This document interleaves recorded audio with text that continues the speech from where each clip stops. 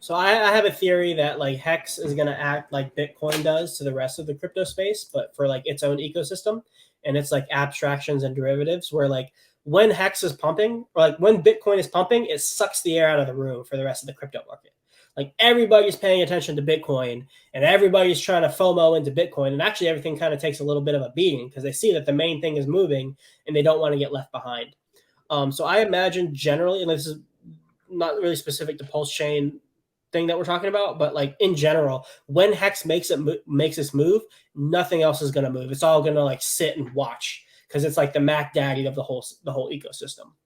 But for the PulseChain launch, I think like coins like Hedron, Icosa, even like all the Maximus derivatives, and even like Pulse Doge, Pulse Bitcoin, they'll all see some price appreciation for people wanting to get their copies. Like the people within the community are like, last chance to get my Hedron copy, last chance to get my Maxi copy, let me buy it. So they'll have their own level of demand. Well, and some people speculated that maybe the OA wants to do parity with the pairs or something close to it. Maybe there's a little bit of premium on one or the other. That certainly sounds like it'd be in the best interest of Hexicans if they are the benevolent well that is, on Team Win over here.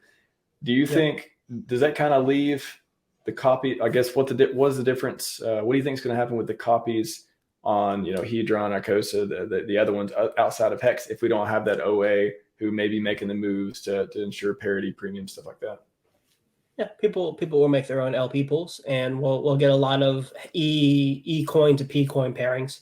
It's probably the smart thing to do. Smart thing to have a pair for all of those things. Just because we want to tie it to liquidity. We want to tie as much liquidity to each other as possible. And actually, I've in my mind, I've kind of mapped out this diagram in my head, this like image that I think would be good to illustrate out someday to kind of differentiate like, or to like organize like the dynamic between coin to coin versus coin to stable coin.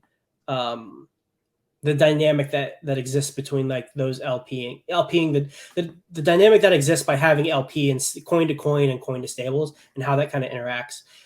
Johnny Chaos just did a stream, I think, with Fuhrer Finance. I was listening to it today, and he talks a bit about what I'm trying to explain right now, on how like ratios are the only thing that matter, and like how ratios work in the context of like USDC price. So there's like a visual that came to me like one day that I think would be good to illustrate out, but I don't have that anywhere near ready for publication, but just something interesting.